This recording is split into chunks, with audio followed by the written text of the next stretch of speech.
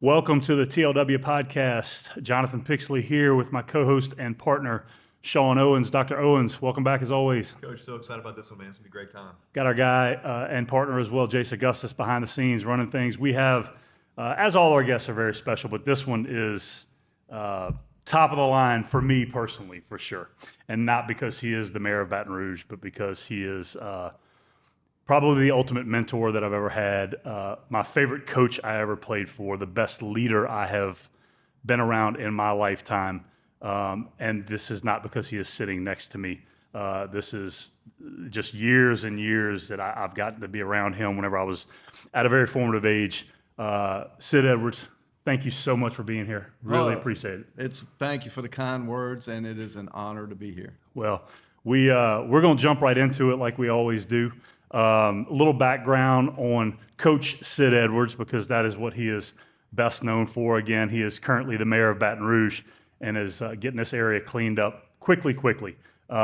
He was a legendary high school football coach, was the Louisiana 5A Coach of the Year, was the NFL Coach of the Year, which they give to the top coach in the country. At one point, he was the Coach of the Decade. He won multiple state championships as a head football coach. I was talking to them earlier about this. I don't know if you know the answer to this. Are you the only person that's ever won a football and basketball state championship in the same year? I think so. I think there was someone else who won a football and a basketball state championship, coached both sports, Okay. but not in the same year. But I don't know for sure. I've been told that. Okay. So won a basketball and football state championship in the same year as well. Our history together is through athletics. I played basketball for him well. I played football for him poorly. He was my ninth grade football coach, my ninth grade basketball coach, and then my AAU basketball coach with one of the greatest AAU programs in the history of Louisiana. I don't care what anybody says, called the Louisiana Breeze. It was the first team that he had with that. And you were unquestionably, I played for a lot of coaches, okay, but you were unquestionably the coach that I learned the most of what to do from whenever I went to become a coach myself. I'll never forget you telling me this, and I know you won't remember it because you've had this conversation so many times, but we were at Catholic High. It was outside, right outside the locker room, and we were talking about what makes great teams. And you said, you can have the best coaches in the world, but if you do not have players who have an agenda with the game, then you're not going to win. And you meant agenda in a positive sense, agenda in that people who wanted to do something with the game, play college basketball, whatever it was, be a great high school player, play professionally, whatever. And I'll never forget that, because when I first started coaching at Dunham, I was struggling to win because we didn't have very good players. Right. And then when we started getting better players, I just remember thinking, this is exactly what he's talking about. Because these guys want to go play and do something with that. Do you find anything similar to that in the current position that you're in right now? I do. It's, number one, you want people with ambition. I think there's two types of people in the world when you're dealing with ambition. Those that I've got to say giddy up to, and those I've got to say whoa. Mm-hmm. I prefer whoa people. I really do. Now, much to my chagrin sometimes, but you want people that are driven and have a hunger for whatever they're attacking, whether it be a high school basketball player, a college athlete, or someone in City Hall. Everybody's got to have their role and do their role, but I want ambitious, out-the-box thinkers that I'd prefer to say, whoa, slow down, let's talk about it, rather than me having to push them along. I tell people this often, that I ended up being a much better player than I probably would have been by playing for you. And the reason why I did that is because you made me believe that I was much better than I probably was at the time. And then I ended up getting close to that at least. But the point was, I probably wouldn't have had that belief personally in myself without you showing that belief. There's a really cool story that wasn't really cool at the time. I was playing for you in the ninth grade, and you were angry with our team because we weren't playing well in the first half. I don't even remember where we were playing. But at halftime, you decided that we needed to wake up. And so you filled up a water bottle and you went down the line and you started splashing each guy in the face with a water bottle. He gets to the end of the line and I'm at the end of the bench in the last seat. He didn't have any water left. And I'm like, oh, sweet. What do you think he does? I threw the bottle at you. He filled, well, no, he didn't do that. He went and filled the whole bottle up, and he said, and you need to wake up more than anybody else. And he dumps it on my head. And I said, well, and because of the credibility and the respect that had been built, at that point, I was like, he's right. Whereas another coach would have done that. Do you have,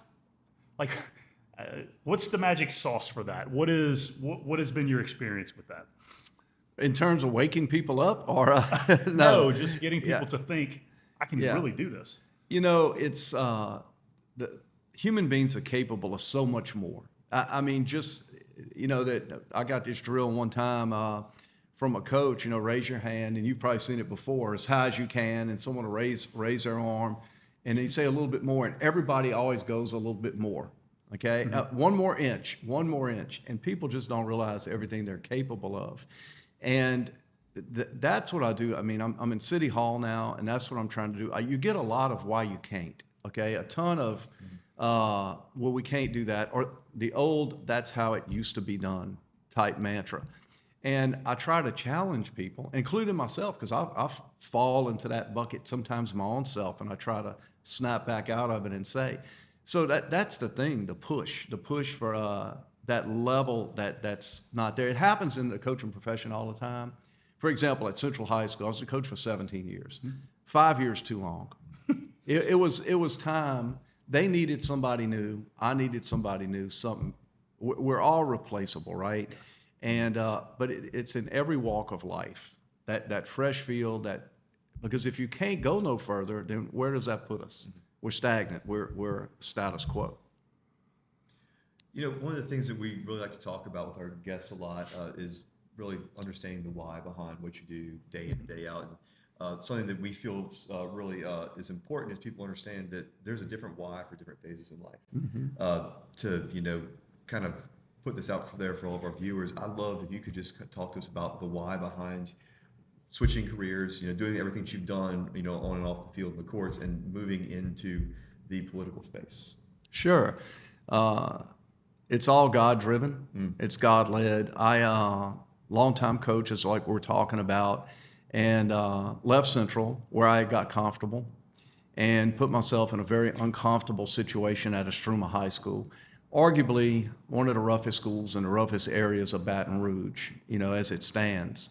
And I thought I knew. I'm from North Baton Rouge, so I really thought, hey, I knew it wasn't the same North Baton Rouge I grew up in, but same concepts. So I get over there and I saw the despair, the struggle, the hopelessness, the poverty, the anger, the violence, and it kind of shook me.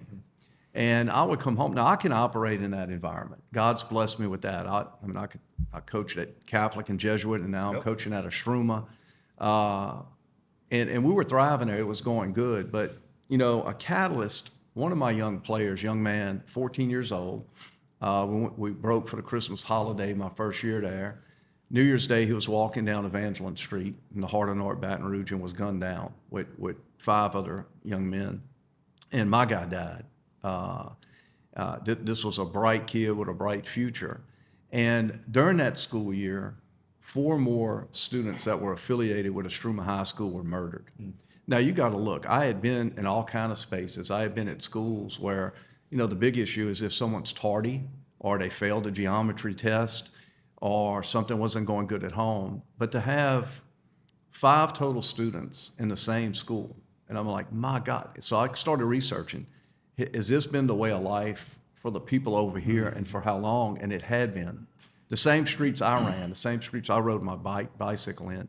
So I kept thinking about it, and when I was in Central, I got approached about running for mayor out there some 8-9 years ago, and I laughed it off completely. I said, no, I'm a ball coach. I'm not going to do that. But then I got to thinking. I moved to Baton Rouge in 2016, then I took the Estruma job, and I hit my wife with it. I said, hey, look, I'm thinking about running for mayor. Now, you're talking about the most unpolitical guy. I mean, if I got beat up during a campaign because I hadn't voted in 8 years. And I'm the most less likely. And I said, my reason is just to be a voice. Because I feel in Baton Rouge, that train track that runs down Choctaw, that once separated sort of white collar business people and blue collar workers, same concept, but it changed, the haves and have-nots. So I just wanted to be a voice. I mean, as far as winning, I'm a coach, so I always feel I can. But even if I didn't, I was going to be all right. I wanted to just see. And somehow there were 8 people in the race. It got down to 3 that people felt had a shot, and I was third. I was running third. But that gave me the space to speak and to put out there my concerns and what I was seeing in North Baton Rouge in particular. And then from there, it kind of grew. It kind of hung on people. And I think people wanted a change in Baton Rouge. I called it a mandate. And then when I got down to the runoff, just 2 of us, it was when really I could put my message of the why. And then bam, here I am. I love it. Could you dive in for just a second and talk about some of the obstacles you faced in terms of getting into office, and then pivot from there and talk about some of the obstacles that have come up upon taking office? Sure. Well, I didn't know a whole lot of politicians. I knew 1 or 2, and I reached out to them and said, okay, I didn't even know how to qualify. Honestly, I'm 62 years old and didn't even know it was mayor president, meaning all the 5 cities. And so there were certain things, criteria you had to do. And one of them was you had to be up to date with your taxes being filed. Well, I had skipped the year before. So, I'm just being honest. I guess that includes me from next year. So. Hadn't voted, hadn't filed my taxes. And I had to get all that in order. So I got some advice. I started learning, what do we need to do? It was $400 to qualify, and Beanie and I had about 512 in the checking account. I mean, the way I'm living, and I'm like, gosh, dog, if I do this, how, So we made it happen, and but I still didn't know. It was the day before the last day of qualifying. It was July the 18th, a Thursday. Friday the 19th was the last day, and we had the weight room open for the boys in the morning. We were lifting during the summer. So I put my coaching clothes in. They told me, if you go up there and do it, Sid, you got to wear a suit. Well, I didn't really have one. So I pieced something together, and I just prayed that night, God, just when I get in the car, tell me if I'm going to really do this or really not do this. And so I drove downtown. I didn't even know where City Hall was. It was storming, raining. I'm telling you, it was a monsoon. And you know how parking is downtown. Someone needs to talk to the mayor about that. So I head down there, and there is nowhere to park. It's storming. I said, shoot, I'm just going to the weight room. I'm going to go meet my coaches, my strength guy, and just get the day going. I went down North Boulevard, and something was just still pulling. That's how loose I was of whether I was going to do this or not. Yeah. Made the block, and I'm telling you, opened up right in front of City Hall, a parking spot. I pulled in, and the rain stopped, and you can't make it up. And I said, well, I'm weird. I'm looking for signs, right? Yeah. But The Red Sea's parting in front of you. yes. So I go in, and it was funny because where you qualify is on the first floor. So there was a lady there who heard I might be coming, and she saw me, and she goes, "Oh, you're really going to qualify?" I said, "Yeah, I am, but I got to go to the second floor." She goes, "No, it's on the first floor." I said, "No, I got to go tell somebody something." Well, I had to go to the register of voters to even see if I was registered to vote. Went up there. They said, "Yes, you are. Here's your voting precinct." And because I hadn't voted since I lived in Central, right? And then there it was. We put it in. And then the challenges of the race was absolutely financially. The 2 top opponents, 1.7 million, 1.5 million respectively. And I had $200, I started out with. So what we would do is we would go buy signs. I couldn't do nothing else, TV, radio, newspaper. So I would buy signs. We designed one. I'd go buy 50 signs. And then I'd call friends, "Hey, can I put a sign in your yard?" And then when we ran out of money, we'd raise a little bit more. We'd go buy more signs. And our campaign started off just with signage. And I had the privilege of speaking at the Republican Party's deal downtown. And I'll never forget, I must have did good because they had an old guy, Mr. Chittum, dyed-in-the-wool guy, and he says, "I want to take a vote that we help this mayor candidate out And the party donated $25,000. I was like, oh my God. Now, $25,000 versus 1.7 million, but for me, Compared to $200. oh my Yeah. goodness, Yeah. we were operating. We were rolling. So I would take every speaking engagement. I've spoken in front of audiences of one. Hey, come to this church and spread your message. But I did it, and it was, if there ever was a definition of grassroots, it was that. And so that was the biggest challenge, was getting funded. And then when we made the runoff, I had friends I never knew I had. I had supporters I never knew I had. And Amazing how that works. we never got to the $1 million mark or even close, but I got more support. Fantastic. Those signs. So when you had somebody drop one off at our house, Yeah. and I put it up in the yard. And of course, HOA says you can't put that up in your yard. I was like, that's fine. I just propped it up on my front porch. Not in the yard. I love it. Not in the yard. Yeah. So I believe your superpower is your ability to manage and steer diverse groups. Okay. I was talking to your security guard earlier, and he said that you're the ultimate unifier, and I think it's one and the same, right? Is there a specific age that you remember being able to pull people together? Because you hear stories about people that are like, yeah, whenever I was 12, I was organizing this and this and this. Is there an age that you remember that? I don't know if I inherited that or how that came to be. I don't remember the exact age, but I feel like I've always been pretty good at pulling people together, whether it be the neighborhood kids that we were going out to egg someone's house, or athletic teams. I think the coaching part had something to do with it. A strength and a weakness of mine is I don't like conflict, but I've learned to embrace creative conflict, okay, that I'm better at. So what I've always tried to do, I've tried to be the peacekeeper. I've tried to be, hold on, let's look at this. Let's, look at it from their viewpoint, be in their shoes. So I've always kind of been that guy. And then part of it was my upbringing. And then I did a stint as a guidance counselor at Redemptorist. And when you're dealing with teenage kids, there's an awful lot of that, an awful lot of counseling. Because, with the young kids, a lot of times it's about beefs or arguments or something going on at home.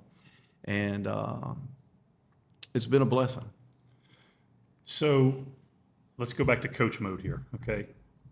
Season's about to start. How did you go about assessing what piece fits where prior to the season, maybe even the summer, so that you knew that you were going to have the best chemistry you possibly could have? Because obviously that's what you're doing now as well. Right. As far as players go, there is a difference, I think, between the best player and the right player. And, take the quarterback position, which there's only one of them on the field. If you're an O-lineman, there's 5 guys up there, maybe 6, and you could move them around where their strengths are. But, in football, the quarterback position and the kicker are the two, there's just one. Now, I've had seasons where I've used a 2-quarterback system, and some of it was blind luck, some of it was guessing that we got them in the right spot.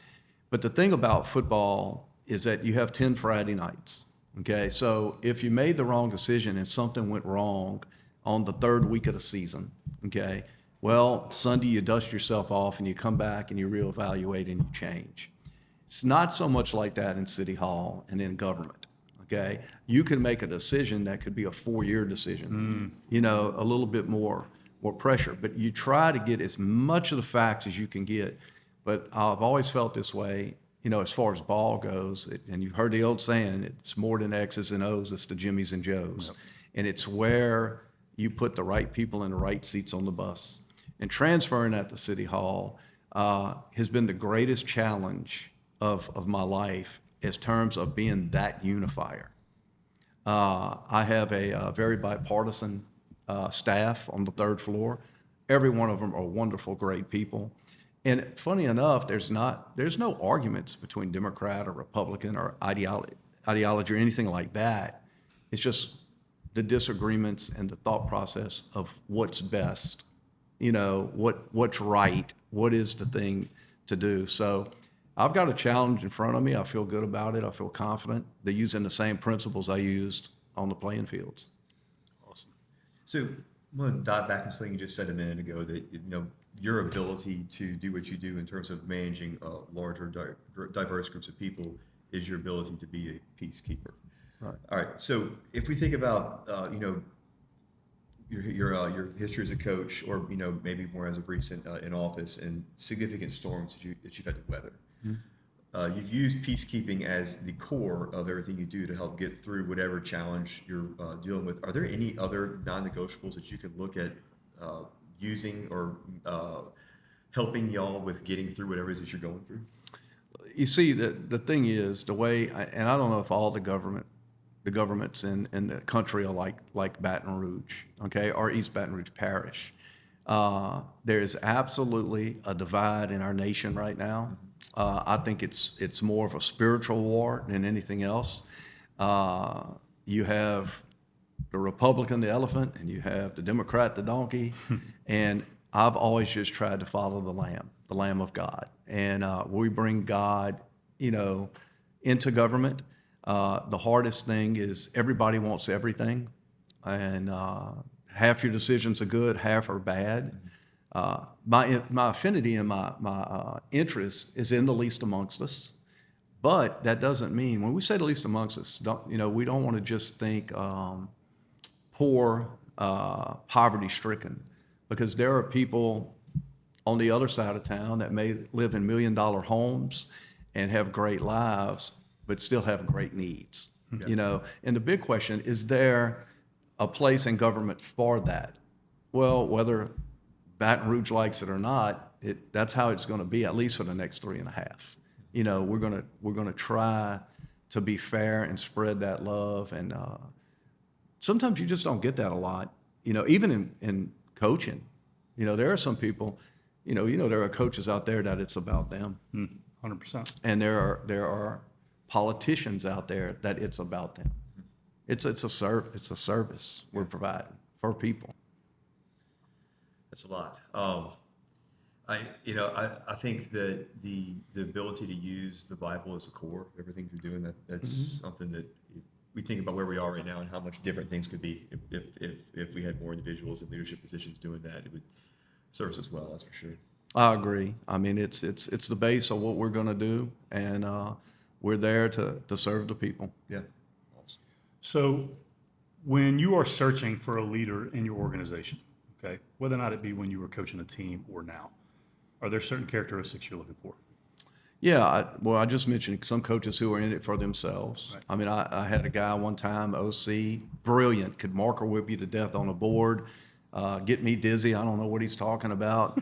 But you got to love those boys or girls, depending on what you got to love them, and they got to know it, and you got to reach them. And so I'll take a guy with a little lesser knowledge if they have a little bigger heart, okay? And, if I ever write a book, I'm going to title it, it's not just about 10 Friday nights, because some people think that everything's just about that. And, my mantra has been, it's so much more than that. I mean, Jonathan, I didn't know a whole heck of a lot of basketball. I mean, I know how to get people to get after it. I mean, I always had someone who could teach the game. But my whole deal is trying to get these young men and women to rise up, and do the I used sports. I absolutely used football as a vehicle to get young men to places they thought they couldn't go. I just used the game to do it. City Hall, trying to do the same things in some spaces that, hey, look, I might have a guy that's in the purchasing department that I tell, I need you to go to Montesana. There's got to be 300 tires there, and get some pickup trucks. And that's how we operate. We're getting people out of their comfort zones, out of their spaces, and challenging them. And those that do, they'll survive, and those that don't, they'll roll on. Yep. On to the next one. Yeah. So a lot of leaders, right, are micromanagers. Mm-hmm. And some of that has to do with, like you mentioned earlier, that's because it's about them. Some of it is you're just control freaks. Mm-hmm. How important, in order for a team to be successful in any area, is delegation, in your opinion? It's huge. Now the problem is, what I'm finding in City Hall, just like I did, is coaching. Say I had a coaching staff of 10, and you delegate something out. I, as the leader, have to be confident that that is going to be carried out, that part. And what I found with people in government as well, people are generally really, really good and get really excited about stuff they're excited about Right. and really good about and enjoy doing. If you put something in front of them that they feel is mundane or they have no interest, it's not as good. So that's the push, is that we got to do things. I mean, think about how vast this parish is. We have to do things. I need more soldiers on the ground, that we got to do things that may not be in their purview, but it won't be in their comfort zone. Right. And challenging them, hey, look, you can go. As we're speaking, I got a guy installing an air conditioner on Evangeline Street that don't know how to, change a battery in a flashlight. But, and I'm hoping it's going well. But that's the whole thing behind it. Anybody that's something you really enjoy, you can, if you're getting up, if you really like golf and you're excited and you just love it and you go play that round of golf, that's great. But you may have to change the oil in the lawnmower too, and that's the struggle with people. Where we really win is when everybody's willing to do the old adage, whatever it takes. That's right. Switching gears, one of the things we love to talk about is daily habits, daily routines. Mm-hmm. And what I'd like to know is kind of a twofold question. First off, are there any specific daily habits and routines that you have adhered to for a significant amount of time? And then second, is there a reason why behind the specific habits and routines? Well, I don't, in football as a coach, absolutely. I mean, Monday looked like Monday, Tuesday, Wednesday, almost to what I wore, to what shoes I put on, to what I ate. What was I doing at this time? I lived my whole life by a school bell, okay? And that, not as much now. And I've got to try to gather myself, because I think that I need to get more. I'm 9 months in, going on 10. I need to get myself in a better routine. Now, I'm up at the same time and I leave at the same time. I never know when I'm getting home. The sun's never up when I do. But I think for the overall scope of what I'm doing, to keep my mental health, keep my physical health, that's kind of taken a beat. I've put on 15 pounds since I've been in office, just because I'm usually on my feet, don't have time to eat. And now everywhere you go, people want to feed you. And I'm sitting. So I'm not, my adage that we need a routine, and I would teach the boys for them to get in a routine, I'm not in one exactly. I never know where the wind's going to blow me every day, Yeah. But I yearn for it. I think it's important. Yeah. It's learning the position too, though. Ultimately. Right. Yeah. Yes. Your family, which is, I know, super, super important to you, and it's an amazing story.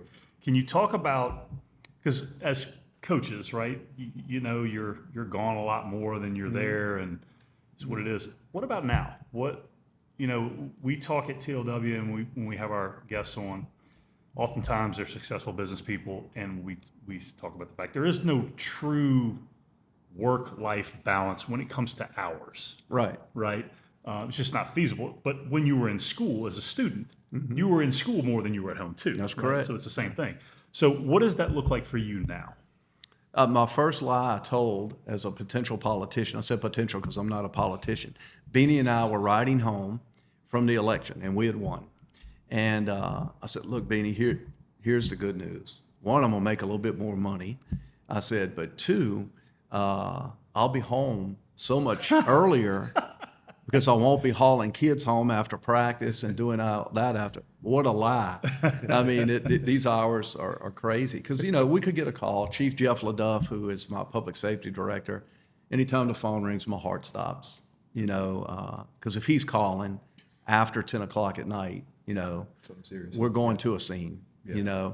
So it's, the hours and what we're doing, it's just, it's all over the place, Do you have any specific words of wisdom or pieces of advice for busy professionals looking to raise families? Well, I think, remember Coach Dale Weiner, Yep. football coach at Catholic High School, longtime legendary coach. I learned a lot from him, but one of the biggest things I learned is it was so impressive how he balanced family with his profession. He's steadfast. Sunday was Sunday. When they got done with film on Saturday morning, it was family. I wasn't as good as he was. I've got a wonderful wife, Beanie as well, that she carried that load for so long. and 4 kids. The 2 youngest have autism. So Chase is 34 and Jack Ryan's 24, and they're a handful, especially the caboose. Cody and Delaney are older. I use the term loosely, the normal ones, right? And but the thing is, I try to never miss anything. You know, I try to always be there. But to give advice to a young professional is to make sure you make time. Sometimes I got to take my own advice because, like the youngest, Jack Ryan, that's daddy's boy. And since I've been in office, he's probably seen me 70% less than he's seen me in his first 24 years of life. But he's still, I mean, Santa Claus still comes to my house. You know, he's still a little boy, you know, in many ways. And, you know, when I pull up, you know, at 9 o'clock at night, he's looking out the window, you know, so it's an adjustment I have to make. But my deal to those busy business professionals out there, put it this way, in 3.5 years, okay, if I don't do this anymore, we have 500,000 citizens, you know, almost all 500,000 are going to forget who I am. And we got to remember that. You know, we got to remember the people most important to us. Yeah, that's wise. So 2 more questions for you. Yes. We'll get you out of here. Completely shifting gears here. Yeah. Everybody's heard this question before, but I'm intrigued to see what your answer is. You get to go to dinner with 3 people. Right. And you get to ask them any question you want to, and they have to answer it. All right. Who are the 3 people? Oh, wow. I mean, the obvious answer is our Lord Christ, of course, okay, would be one. But my dad, who just passed away in April, you know, you never, when they're here, you know, they're Superman, you know, they're Superwoman, whoever we lose. They will always be here. And I've got so many questions that were left unanswered because we move so fast, you know, so he would be one. The other is probably my grandpa on my mom's side, Ralph Pizzolata, you know, who died at a very young age, 59 years old, had a heart attack. And just the history of it, you know, he came over on the boat, you know, and I like to learn, you know, a whole lot. And then this is earthly people because Jesus Christ is the obvious answer. Father Joe Steffes, who was a mentor of mine. Father Joe died at the age of 97, some 10 years ago. And I owe a lot of how I coached in my later years to Father Joe. And Father Joe taught me how you can win the football game or the basketball game, and the opponent felt like they won also. And that was magic. And what he did with him was, we were beating a team, it was North Iberville, and it was 70-0 at half. And we weren't even trying. We had ran like 10 offensive plays, just outmatched. One of those, yeah. And he cussed for a priest, and he got me in the old locker room, was like, you ought to be ashamed, it's halftime. No, we won 7. We only scored 1 more touchdown because I made us lay down on the ball, which is embarrassing to the opponent. Right, agreed. But he showed me, he said, listen, you can win, and that other team can walk away feeling really good as well. I said, are you talking point shaving, Father? He said, no. He said, but there's things you can do, and I learned that from him. And I love so those are the 3, my grandpa, my dad, and Father Joe. Last question, we ask every guest this. Yeah. Okay. 15, 16-year-old Sid Edwards. Mm-hmm. You're able to sit across the table from him, Mm-hmm. where you are right now. But you only can give one piece of advice. What would it be? Y'all are tough, man. You put that together. Yeah, yeah. I think it would be more mindful of myself and the people I'm the closest to. Now, here again, we talked family a little while ago, and all of them, you know, we're tight-knit. In other words, there's no huge issues. But if I was given that 16-year-old then, it would be, I wouldn't change anything I've done as far as career. It would be do what you're doing, keep doing it, but be mindful of the people closest to you. Be more mindful, you know, and that would be it. Awesome. Well, this has been more amazing than we thought it was going to be, and we thought it was going to be pretty amazing. Thank you very much for coming on. and joining us. I'm glad. Again, this is very special to me because of our relationship, but also because of what I've seen you do for so many people. Well, thank you. And watching you go through the race and just, I work out in a gym where there are a bunch of older guys, and they're who's this guy, this, that, the other, and I found myself for months just going back and forth with them, this, that, the other. But it was awesome to watch happen. Couldn't have happened to a better person. We couldn't have a better person in office that's going to change things in an area that is in drastic need of change, for sure. We're working hard. No doubt about it. So again, we thank you so much. My honor. It was enjoyable. Thank you. Thanks, Coach. Thank you Appreciate so much. Yes. And there you have it from the TLW podcast. We will see you next time. Go get it.